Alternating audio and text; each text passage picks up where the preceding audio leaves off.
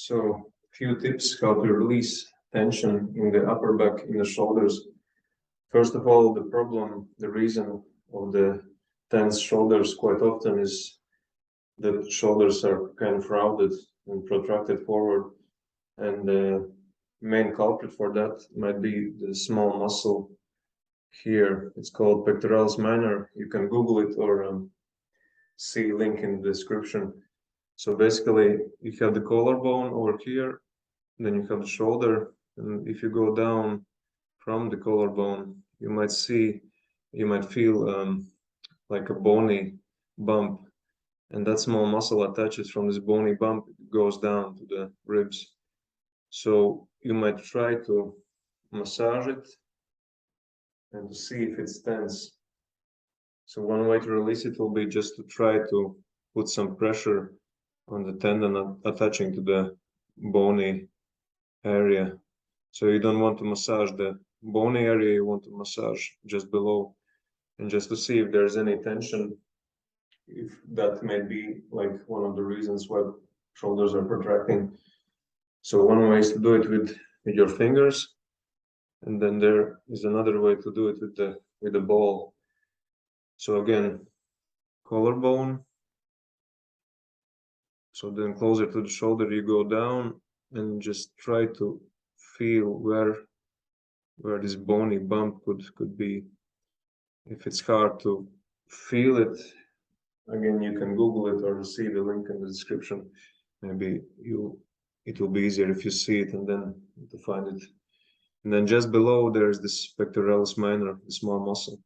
So either with fingers or with the ball, you can actually go to a wall and press it with the ball against the wall. When you find the spot, you can also move the arm a little bit. So when you find the spot, you can move the arm. So the fibers of the muscle are getting massaged. So don't do it if there's like sharp pain or any other problem that creates a lot of discomfort. But if you feel tension and after a little bit of massage it kind of relaxes, then it's the right direction and you can continue. So next one will be to actually release the upper shoulders. And for that, one of the ways you can take a belt and basically one way is to just rub it. It's like a kind of massage. But then you can also actually press it, find like a tense area, press it down so the back hand goes a bit more than the front hand. And then with both hands you kind of pull it sideways, and with your head you go the other way. So you will feel kind of a stretch in the neck area. So again, find the tense area, press the belt maybe a bit lower than the area.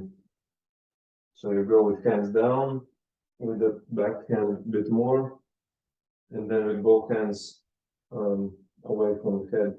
And with the head, you can go to the side and hold it and breathe. Breathe with your belly, with the diaphragm, and try to relax the area. You can change them, maybe higher or lower, and just try to find like a pleasant stretch. It has to be pleasant. The same way, you can use the ball like to massage the area. So it's a bit difficult to catch the upper side, but it is possible. Basically, you would need a ball again, and you would again search for a sore spot. Get the ball over there, and then you just go low and press the spot with the ball, using the ball.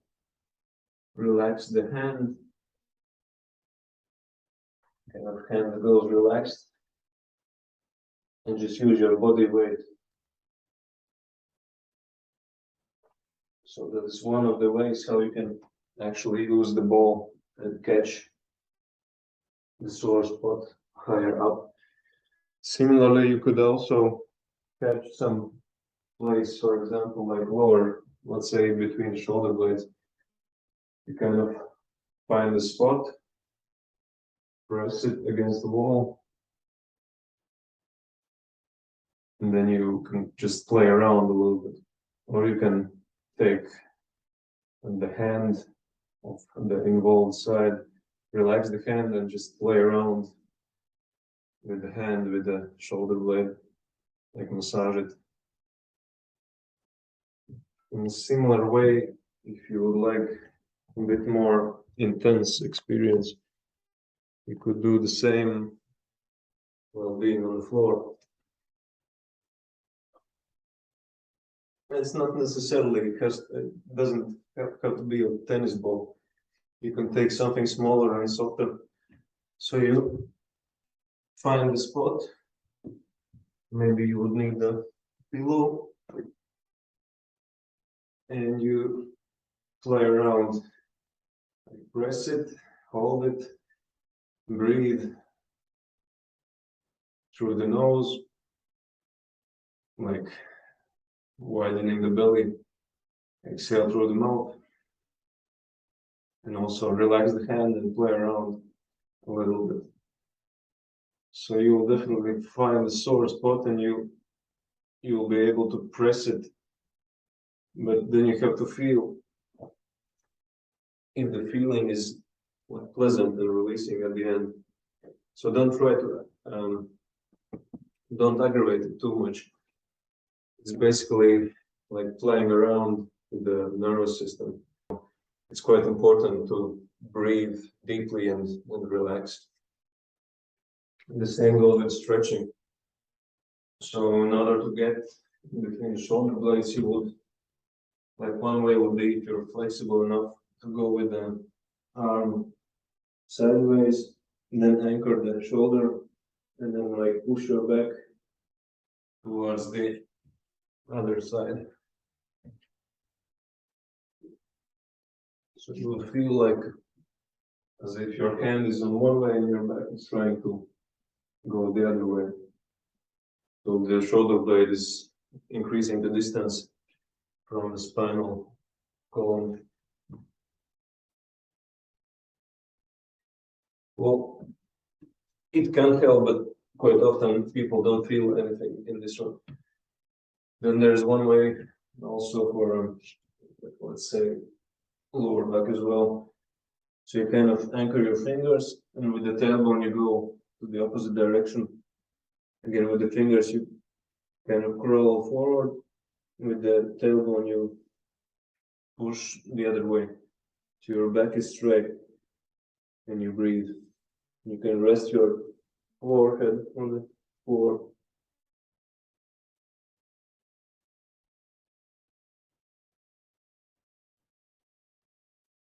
Then you can go lower and have a more like a relaxation, like your butt and your heels.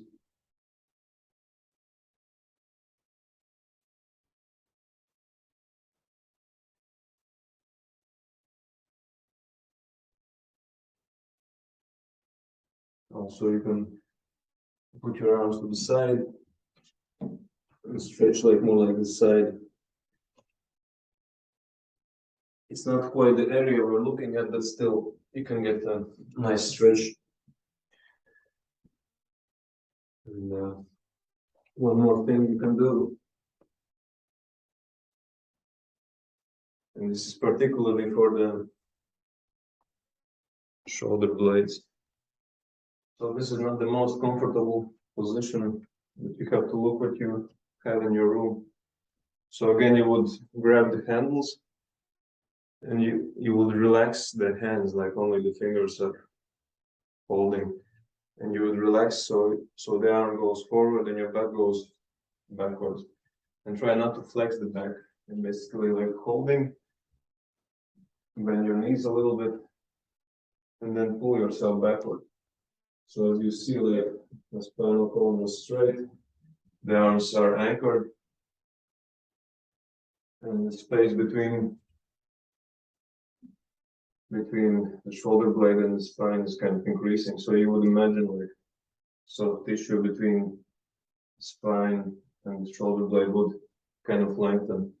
So sometimes this has a good effect for some people.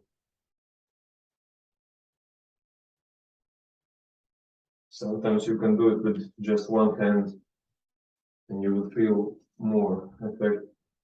But the most common mistake is that people kind of try to bend. So then it will be the same thing as we did on the floor, like stretching the side, but you want to catch the space between the shoulder blade and the spine. So try to go, stay vertical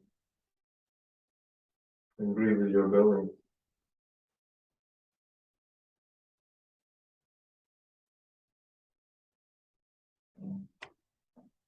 So all of the stretches and the massages you can hold and do for, let's say, 20 seconds or as long as it's comfortable.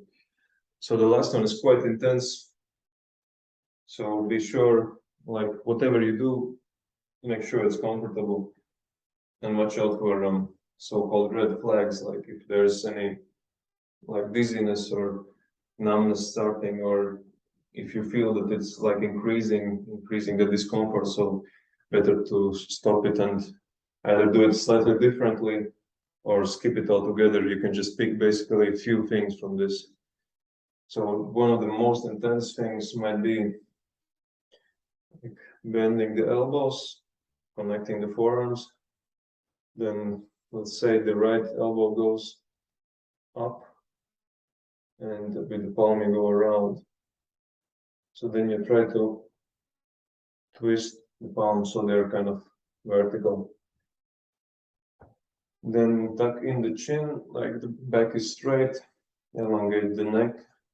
Then you would pull all the arm construction from the shoulders like forward.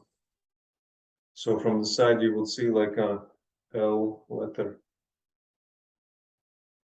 So if you do it correctly, you will feel like just above the shoulder blades, you will feel like a stretching a tension. So hold it comfortably, breathe, and relax your abdomen.